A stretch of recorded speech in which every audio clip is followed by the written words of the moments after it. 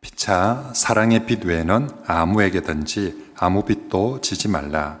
남을 사랑하는 자는 율법을 다 이루었느니라.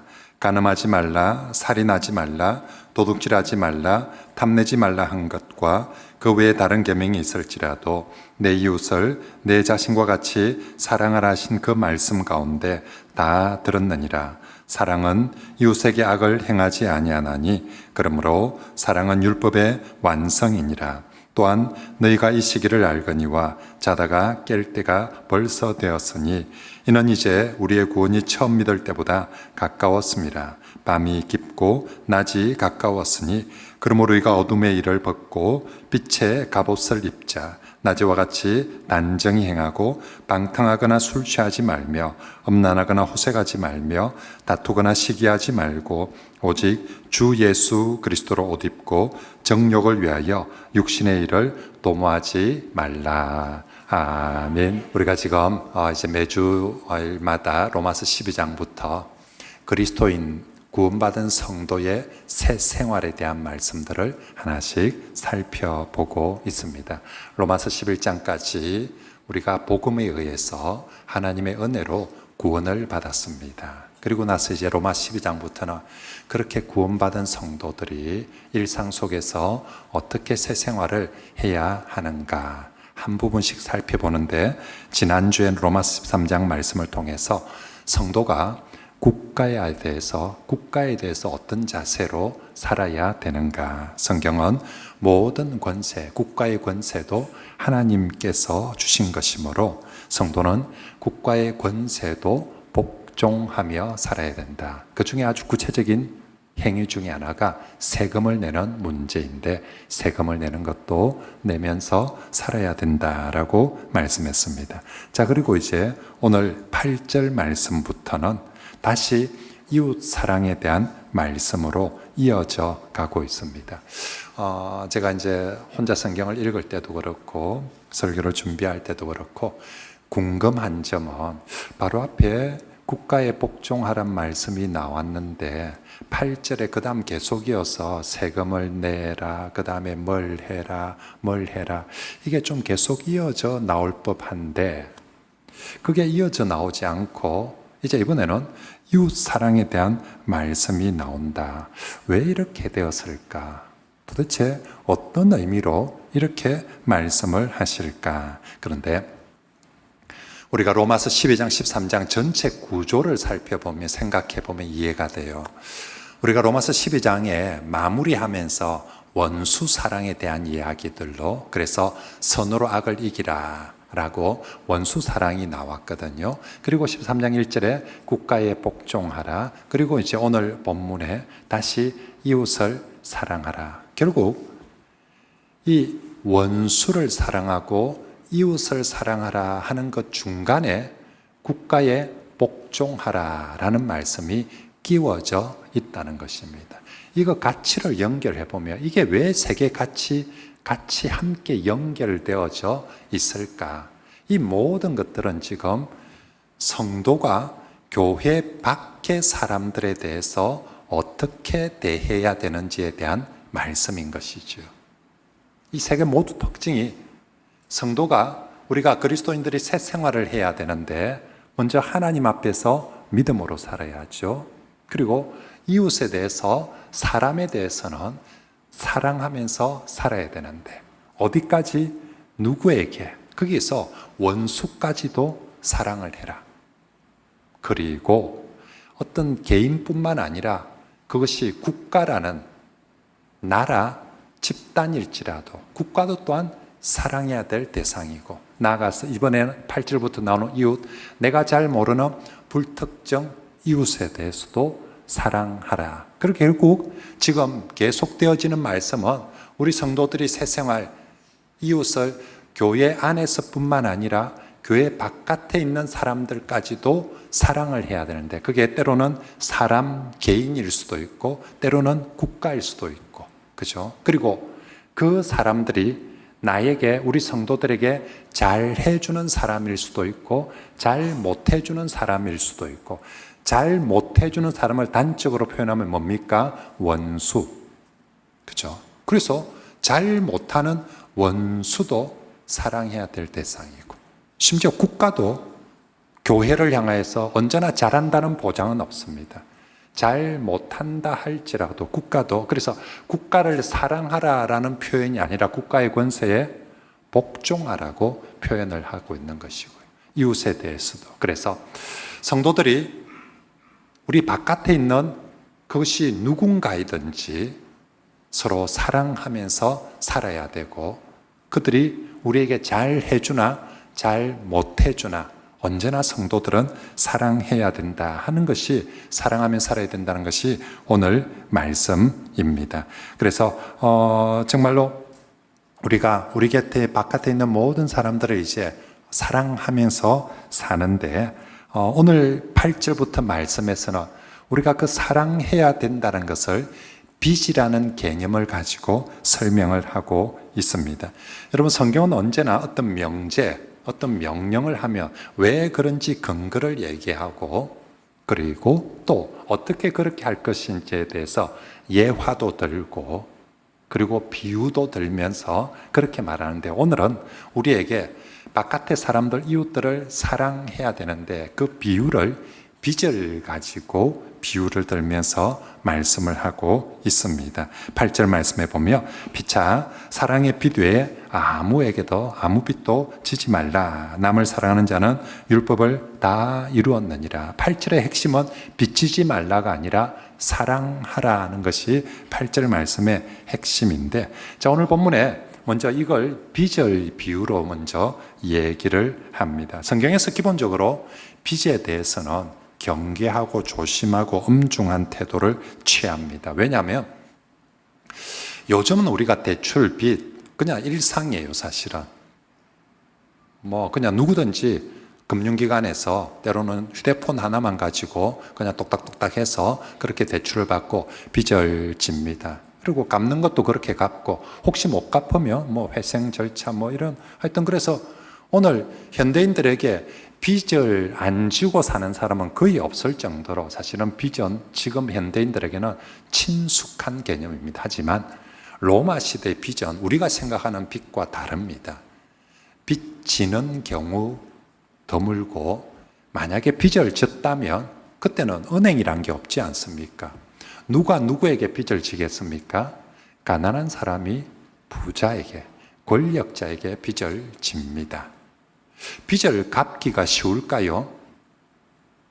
벌이가 있어야, 수입이 있어야 빚을 갚죠. 그죠? 옛날에 저희들이 촌에 살 때 1년 지나도 보리 추수할 때 빼놓고는 쌀 추수 수확할 때 빼놓고는 돈 생길 일이 없어요. 그러니까 사실은 가난한 사람이 한번 빚을 지면 갚는다는 게 쉽지 않습니다. 자, 그 시절에 로마 시대 빚을 안 갚으면 어찌 됩니까? 개인 파산 신청하고 회생 절차 들어가고 8.15 강복 특사로 면제해주고 탕감해주고 이랍니까? 아니에요. 그 시절에 빚을 짓는데 안 갚으면 그날 바로 끌고 와서 노예로 삼아버리는 거죠. 그냥 종으로 삼아버립니다. 그 시절에 누군가가 노예가 되고 종이 되는 거, 전쟁의 포로가 되든지 아니면 돈 못 갚아서 노예가 되는 거예요. 그러면 끝장이에요. 그래서 한번 종으로 팔려가서 노예가 되어버리거나 종이 되면 그 다음부터 그 사람의 인생이란 것은 완전히 끝장이 나버리는 것입니다. 그래서 그 시절의 빚은 지금 우리가 생각하는 것보다 훨씬 더 사실은 민감하고 엄격하고 어려운 문제였습니다. 그래서 성도에게 되도록이면 어떤 빚도 아차하면 잘못하며 성도의 삶 자체가 송두리째 날아가 버릴 수 있기 때문에 빚을 지지 말라라고 얘기하고, 혹시나 만약에 빚을 졌다면 절대로 떼먹지 말고 빨리 갚으라는 것입니다. 앞에 7절 말씀에 세금에 대한 얘기가 나왔죠. 세금도 7절과 8절을 똑같이 빚에 대한 개념으로 이해를 하는 거예요. 세금도 국가에 대한 일종의 빚 개념인 거죠. 그래서 그 로마 시대에 국가에 대해서도 세금 안 내면 똑같습니다. 바로 잡아갑니다. 그래서 그 빚이 국가에 대한 빚이든 그 일종의 세금인 거죠. 국가에 대한 빚, 세금 갚으라고, 내라고. 개인에게 진 빚 갚으라고, 빨리 내라고. 절대로 떼먹거나 안 된다고 그러면 너 삶이 엉망이 되니까 반드시 빚은 그게 국가이든 개인이든 갚아라. 빚 있는 그대로 두어서는 안 된다라고 그렇게 말씀을 하고 있습니다. 그런데 자, 이제 이 빚을 사랑의 빚이란 단어를 가지고 나옵니다. 우리가 되도록이면 빚을 져서는 안 되는데 안 질 수 없는 빚이 있어요. 안 질 수 없는 빚. 그리고 그 빚을 지면 최대한 빨리 갚아야 되는데 절대로 다 갚을 수 없는 빚이 있습니다. 그 빚이 바로 하나님께로부터 받은 사랑의 빚이고 예수님께 받은 사랑의 빚이라는 것입니다. 우리가 언제부터 하나님께 대해 사랑의 빚을 지게 됩니까? 나는 하나님께 사랑의 빚지고 싶어요. 이렇게 해서 빚지는 게 아니고 우리가 죄인이었는데 로마서 1장에 시작할 때 죄인들은 마땅히 하나님의 무엇을 받아야 되죠? 하나님의 진노를, 심판을 받아야 되는데 그 죄인이 하나님의 진노를 받지 않고 심판을 받지 않고 구원을 받은 순간부터 이미 우리는 하나님의 사랑에, 예수님의 사랑에 빚진 자가 되는 것이죠. 그리고 우리가 이 빚을 갚아보려고, 그죠? 갚아보려고 하는데 아무리 갚아도 다 갚을 수 없을 만큼 큰 빚이 하나님의 사랑의 빚이고 예수님의 사랑의 빚입니다. 그러므로 우리가 다른 빚들에 대해서는 이제 내가 다 갚았어요. 세금 다 갚았어요. 이제 더 낼 필요가 없어요. 그죠? 우리가 종결선언 할 수가 있어요. 나 이제 더 이상 세금 안 내도 돼요. 더 이상 당신한테 빚 안 갚아도 돼요. 우리가 종결선언을 할 수가 있는데 사랑의 빚은 우리가 이제 나 다 갚았어. 이제 더 이상 사랑할 필요 없어요. 더 이상 사랑 안 해도 돼요. 나 다 했는데요.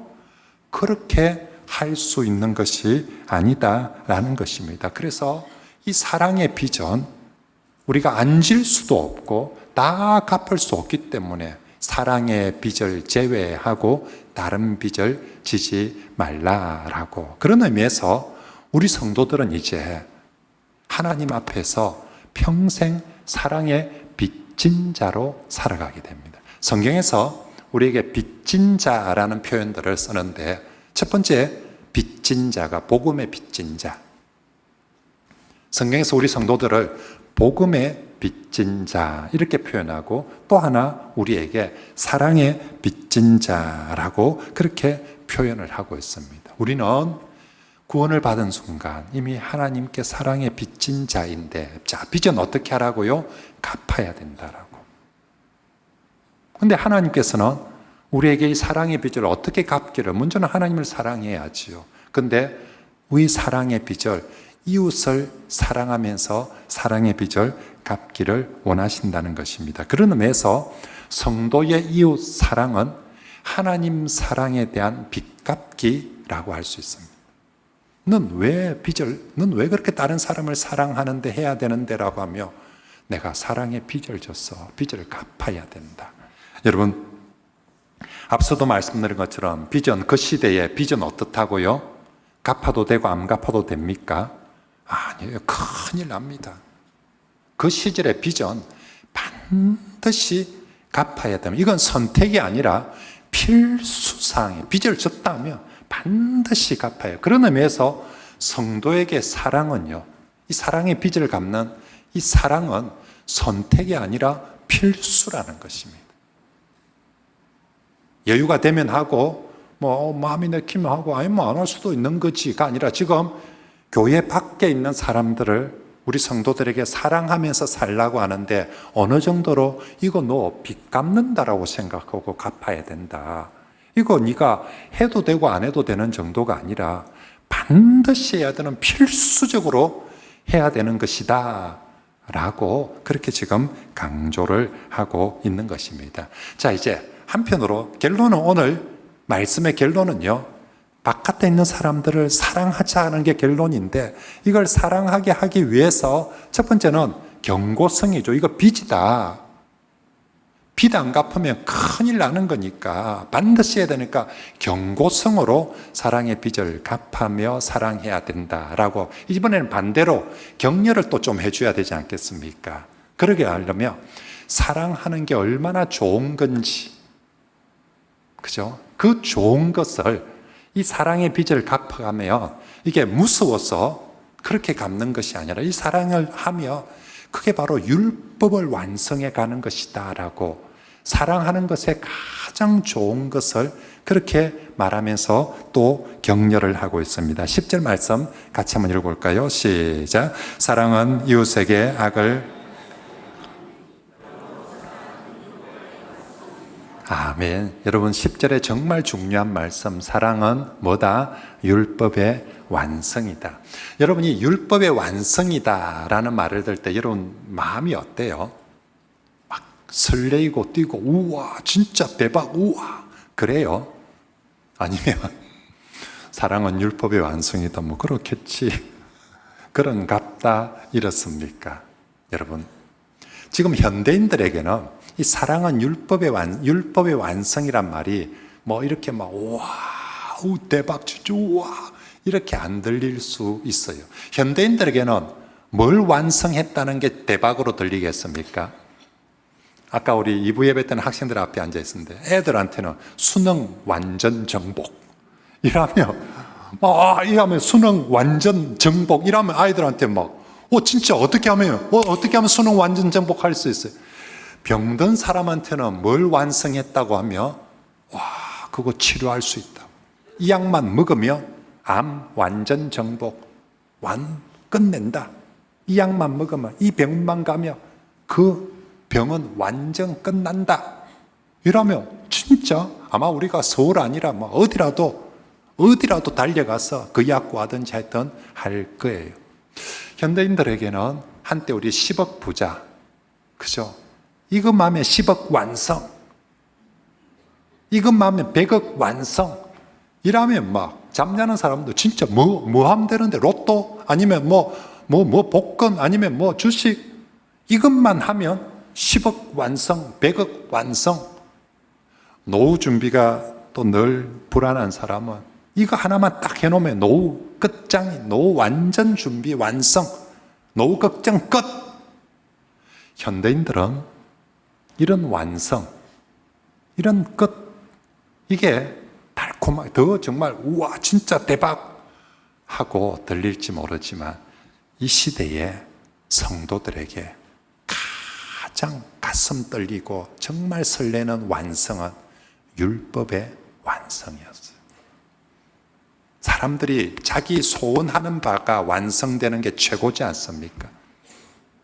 현대인들은 돈 많이 버는 게 자기 완성이라고 생각하는 사람들이 있는데 적어도 이 시대의 성도들은 정말 하나님 말씀 제대로 깨닫고 하나님 말씀 제대로 지키면서 율법을 온전히 이루면서 살아가는 그 소망이 있는데 근데 실제는 어떻습니까? 안 되는 거예요.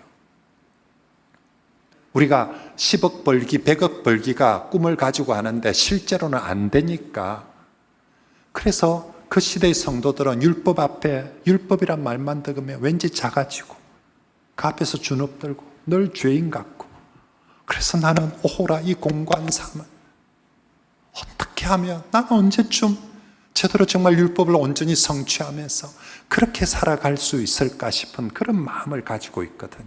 그들에게 오늘 성경은 사도 바울은 율법의 완성의 길을 보여주는 거예요. 가르치는 거예요. 그게 뭐라고요? 사랑하는 거라고. 네가 이웃을 사랑하며 살며 탐내지 말라, 도둑질 말라, 살인하지, 수많은 율법들을 그걸 다 완성하고 그걸 다 이루어가는 비결이 바로 이웃을 사랑하는 것이다 라고 그렇게 말씀을 하고 있는 것입니다. 그러므로 사랑하는 성도 여러분, 다시 한번 강조합니다. 우리 성도들이 구원받은 이후에 그리스도인다운 성도다운 새 생활을 했는데 성도의 새 생활의 핵심은 뭐 하는 것이다? 사랑의 삶입니다. 우리가 성도답게 산다. 하나님 앞에서는 믿음으로 사는 것이고 사람에 대해서는 사랑하면서 사는 사람.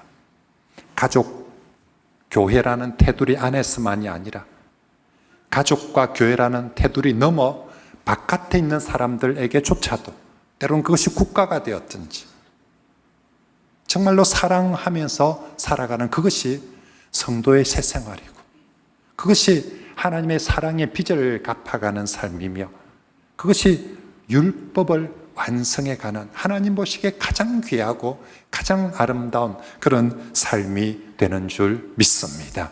그러므로 정말로 내가 정말 예수님 믿는 사람답게 산다.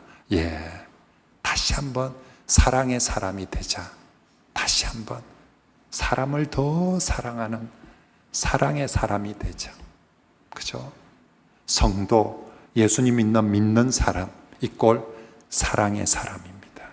꼭 말씀대로 사랑의 사람을 살길 원하고요. 자, 이제 오늘 본문은 이렇게 두 가지로 사랑하자는 걸 강조를 하면서 이제 11절 말씀부터 한층 더, 한 번 더 정말 우리가 이웃을 사랑하면서 살아야 되는데 왜 그래야 되는지를 11절 말씀부터 이번에는 때를 가지고 왜 정말 그렇게 우리가 서로 사랑하면서 살아야 되느냐면 지금이 자다가 깰 때다라고 이 때를 가지고 말씀을 하고 있습니다. 다시 말하면 지금이 주님이 다시 오시는 종말의 때이니 정신 차리고 하지 말아야 될 건 하지 말고 해야 될 건 열심히 해야 된다. 하지 말아야 될 게 뭡니까? 온갖 악한 것, 더러운 것, 죄된 것 그런 것 하지 말고 지금 때가 주님이 오시는 종말의 때이니까 정신 차리고 깨어서 정말 주님이 말씀하시는 사랑하는 그 삶을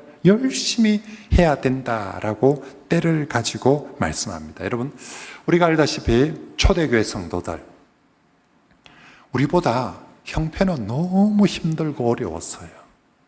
사는 것 자체가 어렵고 신앙생활하기가 너무 힘들고 어려운 형편이었지만 우리가 알다시피 지금 우리가 신앙생활하는 것보다 훨씬 더 뜨겁고 간절하게 잘 신앙생활을 했습니다. 왜 그랬을까요? 분명히 형편은 새벽기도 하기도 좋은 것도 아니고 성경 읽기도 좋은 것도 아니고 정말 이런 에어컨 나오는 데서 예배할 수 있는 것 형편은 정말 어려운데 왜 지금의 성도들보다 초대교회 성도들은 훨씬 더 뜨겁게 신앙생활을 잘할 수 있었을까? 그것은 초대교회 성도들이 철저한 종말 의식을 가지고 살았기 때문입니다. 다시 말하면 예수님의 다시 오심을 정말 간절히 기다리고 소망하고 오실 줄 믿고 기다리고 있었기 때문에 예수님 다시 오심 앞에 나는 어떻게 살아야 될 것인가? 그래서 열심히 신앙생활하는 거죠. 다른 게 없습니다.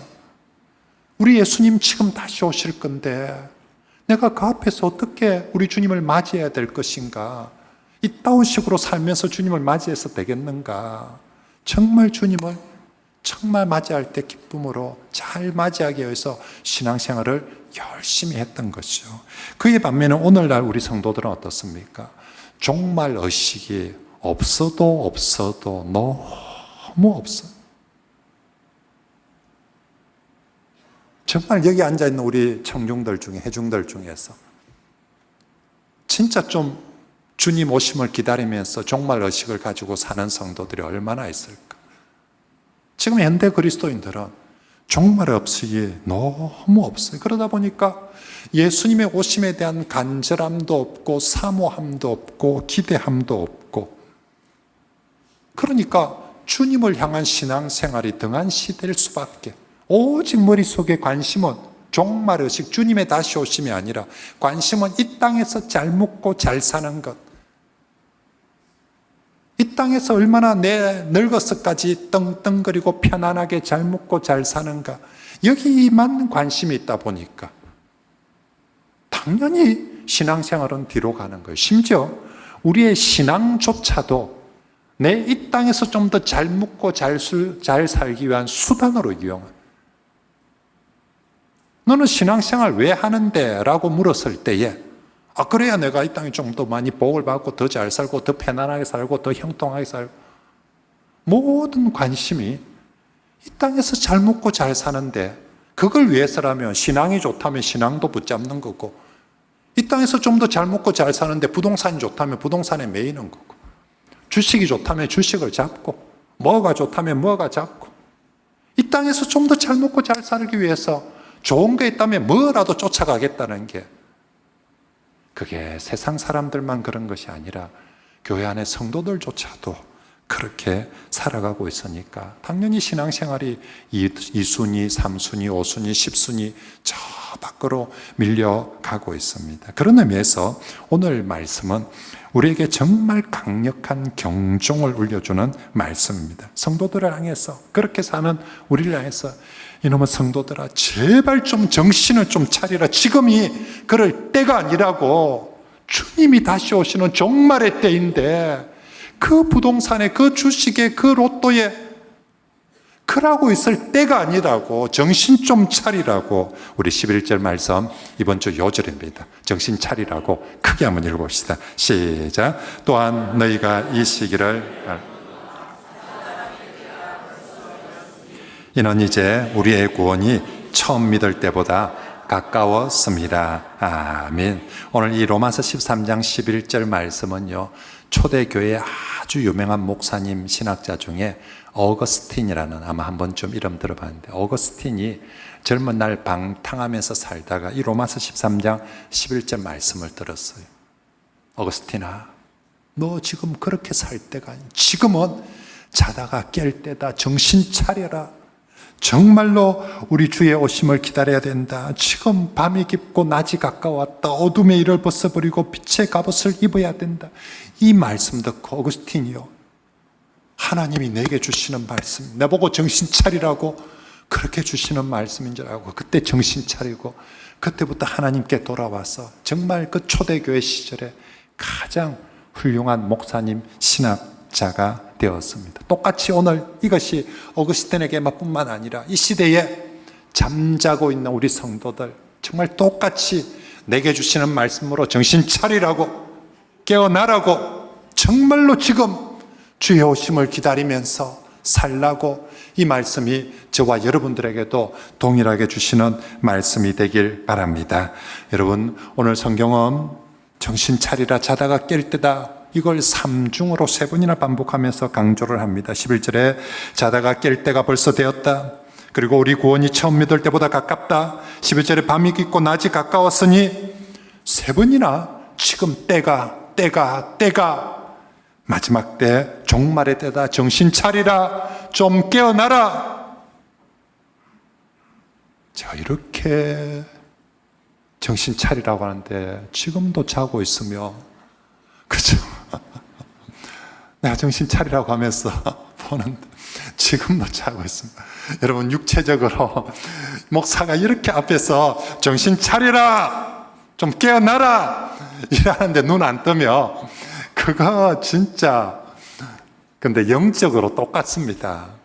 영적으로 하나님께서 정신 차리라고, 좀 자다가 깰 때라고 그래 하는데도 꼼짝 안 하고 있으며, 그거 정말, 여러분, 예전에 저희들이 어릴 때 촌에 살 때 어른들이 항상 우리한테 호통칠 때, 혼낼 때 하는 말씀이 있죠. 야, 이놈의 손들아, 지금 이 때가 어느 때인데, 아직도 정신을 못 차리고 그 짓을 하고 있냐고. 때가 어느 때인데 이놈아. 이게 우리가 늘 혼나던 말, 오늘 말씀이 딱 그렇게 호통치는 말입니다.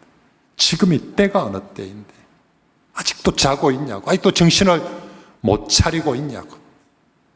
이걸 한 번만 하는 것이 아니라 깰 때까지 그렇게 하고 있어요. 촌에 살다 보니까 어릴 때 어른들은 늘 새벽에 일찍 일어납니다. 항상 촌에는 해 뜨기 전에 새벽에 벌써 나가서 일도 해야 되고 새벽기도 갔다 해야 되고, 진짜 우리 어른들 할 일이 새벽에. 그러다 보니까 우리 아들이 늦게 자는 꼴을 못 보는 거지. 그래서 우리 애들, 어른들이 와서 깨울 때 어찌 깨웁니까? 처음에 와서 문디 손들, 해가 지금 중천했던데 자빠 자고 일어나도 안 하고, 한번 오면 첫 번째 와서 깨워줘. 근데 한번 깨우고 우리 아가 일어납니까? 또 잘 안 일어나죠. 그러면 또 어른들 포기합니까? 한 2, 3분 후에, 5분 후에 다시 또 와가지고 이놈의 손들이 지금 때가 어느 때인데 아직도 또 그걸 한 몇 번쯤 합니까? 깰 때까지 갈수록 소리 더 높여가면서 육두문자 섞어가면서 그러면서 정말로 깨웁니다. 왜냐하면 일어날 때니까. 오늘 성경 말씀이 딱 그렇습니다. 자고 있는 영혼들을 향해서 한 번, 두 번이 아니라 깰 때까지, 지금 잠잘 때가 아니라고, 정신 차리라고, 깨어나라라고 그렇게 지금 외치고 있는 것입니다. 사랑하는 성도 여러분, 로마 시대가 종말의 때였다며 지금 우리가 살고 있는 시대는 더욱더 종말의 때입니다. 우리가 뭐 딴 거 안 봐도, 기후만 봐도, 지구 환경 기후만 봐도 이게 지금 이게 진짜 종말이에요. 해마다 한쪽에는 물벼락, 한쪽에는 산불, 한쪽에는 뜨겁고 한쪽에는 춥고 얼음은 녹고, 이게 뭐 기후만 봐도 지금 이제 다 끝나가요. 이제 끝이에요. 전쟁, 지진, 성경의 종말에 전쟁과 지진이 도처에서 끊이지 않을 거랬는데 하루라도 전쟁이 없는 시절이 지금 없어요. 지진은 온 동네 지진이 그렇게 일어나고, 사람들의 심성은 어떻습니까? 종말에 사람들이 더욱더 죄를 짓고 악해질 거라는데 정말 일륜도 천륜도 없어요. 얼마나 사람들이 독해지고 악해지고 베리베리 사이코들이 다 등장하고, 심지어는 그런 교도소에 있는 죄인뿐만 아니라 저 정치권이든 어디든지 지금은 온 세상이 누가 봐도, 여러분 누가 봐도 뭘 봐도 지금은 종말입니다. 정말로 종말 중에 종말을 우리가 살고 있습니다. 그러므로 성도 여러분, 이때 정말 정신 차리고 영적으로 깨어나야 합니다. 오늘 성경 말씀은 정말로 지금 종말에 자다가 깰 때니까 정말 정신 차리고 깨어나서, 자, 하지 말아야 될 거 이제부터. 이놈의 손들아, 지금 때가 어느 때인데 지금 그 짓을 하고 있냐고. 하지 말아야 될 것, 그리고 해야 될 것들 말씀해 주고 있습니다. 자, 먼저 하지 말아야 될 것. 어둠의 일을 벗어버려야 된다. 방탕한 삶을 버려야 된다. 정욕을 위해서 육신의 일을 끊어야 된다라고 말합니다. 그러면서 구체적으로 13절에 이렇게 말합니다. 같이 읽어볼까요? 시작. 낮에와 같이 단정히 행하고 방탕하거나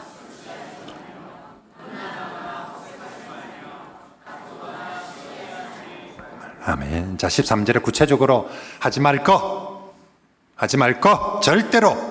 지금 이 때가 어느 때인데 하지 말 거 첫째 세트로 얘기합니다. 첫 번째 세트, 술과 방탕. 항상 이거 세트 상품이거든. 술 취하면 방탕하게 돼요. 방탕한 곳에 언제나 술과 같이, 요즘은 담배, 그다음에 마약, 다 방탕하게 만드는, 방탕하게 하는 것 첫 번째 세트. 두 번째 세트, 엄난과 호색. 이것도 뗄 수 없는 겁니다. 엄난과 호색. 제가 지금 술과 방탕, 엄난과 호색 더 설명 안 해도 되죠. 우리 시대에 온통 보고 듣고 쌓여 있는 게 술과 방탕이요, 쾌락이요, 엄난과 호색이요. 옛날에는 부끄러워하기도 했어요. 숨어서 했어요. 요새는 부끄러워하는 사람도 없고 숨는 사람도 없고, 대놓고 심지어는 지가 비디오 찍어가면서 유튜브 올려가면서 정말 죄로 여기지 않고 당당하게 하면서, 오히려 다른 사람들에게 요즘은 이게 트렌드라고, 다 이렇게 한다라고 하면서 그렇게 엄난과 호색에 다 휩쓸어 가고자 합니다. 하지만 온 세상이 그렇게 간다 할지라도 말세에 이 종말에 주님 오시는데 성도가 갈 길이 아닙니다. 오늘 정신 차리고 끊어내야 됩니다. 벗어야 됩니다. 세 번째 세트는 다툼과 시기입니다. 어떤 사람은 앞에 있는 엄난과 방탕보다 다툼과 시기는 좀 약하게 생각하는 경향이 있어요. 성도가 술과 방탕, 엄난과 호색, 목사님 맞죠? 하면 안 되지. 근데 시기와 다툼은 어때요? 열받으면 그럴 수도 있고, 저 인간은. 근데 여러분, 오늘 성경 보십시오. 조금의 차별이 없습니다. 성도가 엄랑과 호색을 하지 말아야 될 만큼, 술과 방탕을 말아야 될 만큼 시기와 다툼도 하지 말아야 됩니다. 실상은요, 이 시기와 다툼도 가장 마귀적이고 어두운 일입니다. 마귀적인 일이에요. 여러분, 앞에 술과 방탕, 엄랑과 호색 다 마귀적인 일이거든. 똑같이 시기와 다툼, 마귀적인 일이에요. 여러분, 마귀적이란 게 뭡니까? 마귀가 좋아하는 것, 마귀가 시키는 것, 마귀가 하고 싶은 게 마귀적인 거거든요. 마귀는 술과 방탕에 빠지게 만들고 싶대요. 마귀는 엄랑과 호색에 빠지게, 마귀는 시기 다툼. 이게 마귀적이면 반대로 얘기하면 주님이 가장 싫어하시는 일. 주님 다시 오신다잖아요. 주님 다시 오심 앞에 우리가 서야 되는데 지금 엄랑과 호색하면서 주님을 뵙겠습니까? 술과 방탕 속에 주님을 뵙겠습니까? 주님이 싫어하시는 짓을 하면서. 그런데 한 가지 더, 시기와 다툼, 마귀적이고 주님이 싫어하시는 거예요. 정신 차려서 우리가 술, 방탕 이런 것도 중독, 습관되어 있는 것처럼 어떤 사람들은 시기, 다툼, 미움, 질투 이런 짜증도 중독, 습관화되어 있는 사람들이 있어요. 우리는 술이나 방탕에 중독되어 있는 사람, 음란과 호색에 중독되어 있는 사람 손가락질하면서, 근데 자기들은 그 중독을 중독으로 여기지도 않고, 근데 시기와 다툼도 똑같습니다. 혹여나 우리 성도들 중에 시기와 다툼, 짜증이 자기 삶의 습관화되어 있으면 정신 차리고, 그것도 마귀적이라는 것을 꼭 알고 끊어버리고 정말로 다시 돌아와야 됩니다. 깨어나야 됩니다. 자, 그러면 우리가 정신 차리고 해야 할 건 뭡니까? 오늘 성경 말씀에 한마디로 빛의 갑옷을 입자, 예수 그리스도로 옷 입자라고 말하고 있습니다. 주님 오심 앞에 우리가 정말 어둠의 옷을, 방탕의 옷을, 엄란한 옷을 입고 주님을 맞이할 수 없습니다. 빛의 갑옷을 입고 그리스도로 옷 입고 주님을 맞아야 됩니다. 그런데 특별히 오늘 빛의 옷이라고 하지 않고 빛의 갑옷이라고 표현합니다. 갑옷은 언제 입습니까? 싸워야 될 때. 주님 오실 때까지 우리가 그냥 이 액세서리로 옷을 입고 있는, 나를 과시하고 내 예뻐제, 내 잘났지 하고 입는 옷이 아니라 무슨 옷을 입으라고요? 갑옷을. 영적 주님 오실 때까지 더 치열한 이 영적인 싸움에, 그 싸움에 입을 수 있는 빛의 갑옷을 입으라라고 말씀을 하고 있습니다. 종말의 때에 정말 영적 싸움이 치열할 때 성도들이 무서워서 두려워서 숨어서도 안 됩니다. 세상에 휩쓸려서 함께 떠밀려 갔어도 안 됩니다. 마귀의 무릎 꿇었어도 안 됩니다. 우리가 빛의 갑옷을 입고 정말 주님 오심 앞에서 끝까지 영적 싸움들을 해 나가야 하는 것이죠. 그래서 하나님의 전신갑주를 입고 마지막 종말에 싸움을 하는데, 영적 싸움을 하는 방식은 어떻게 싸워갑니까? 성도는 주의 오심 앞에 빛의 갑옷을 입고 어떤 식으로 싸웁니까? 총 들고 칼 들고 돈으로 싸웁니까? 성경은 우리에게 빛의 갑옷을 입고 영적 싸움을 하는 방식, 기도로 싸우고 사랑으로 싸우라라고, 세상 사람들이 하지 않는 기도로 싸우고 사랑으로 싸우라라고 베드로전서 4장 7절과 8절 말씀에 사도 베드로가 이렇게 말씀합니다. 만물의 마지막이 가까이 왔으니, 만물의 마지막이, 종말이 가까이 왔으니 그러므로 너희는 말하고요, 정신 차리고. 똑같이 지금 때가 어느 때인데, 만물의 마지막 때인데 정신을 차리고 제일 먼저 말아, 건신하며 기도하라. 두 번째 말아, 무엇보다도 뜨겁게 서로 사랑하라. 자, 어떻게 사랑하라고요? 뜨겁게. 그냥 어쩔 수 없었지, 대충이 아니라 만물의 마지막이 가까웠으니 정신 차리고 첫째 기도하고, 그러므로 우리 말씀대로 정신 차리고 내일 새벽부터 새벽 기도합시다. 다시 기도의 자리로. 다시 기도의 자리로. 지금 이 때가 어느 때인데 자고 있냐? 지금 이 때가 어느 때인데 흥청망청하고 있냐? 그럼 뭐 해야 됩니까? 깨어나서 빛의 갑옷을 입고 다시 기도로 싸운다. 기도하고. 두 번째 어떻게 하라고요? 사랑해라고. 가족, 성도뿐만 아니라 교회 바깥까지 얼마나 사랑하라고요? 뜨겁게. 그래서 원수도 사랑하라고, 국가도 사랑하고 복종하고. 그래서 오늘 8절 말씀에 사랑의 빛 외에는 아무에게도 아무 빛도 지지 말고 오직 사랑의 빚을 지고, 오직 그 사랑의 빚은 어떻게 해가야 된다고요? 갚아야 됩니다. 마지막 때가 종말이 오면 올수록 사랑의 빚을 갚아가자. 사랑하자. 이게 율법을 완성해 가는 것이고, 이게 주님 오실 때에 가장 잘했다라고 가장 예쁜 신부로 칭찬받는 성도가 될 줄 믿습니다. 이제 말씀을 정리하겠습니다. 사랑하는 성도 여러분, 오늘은 11절 요절을 외우면서 명심합시다. 지금은 뭐 할 때라고요? 자다가 깰 때라고. 정신 차립시다. 정신 차렸어요.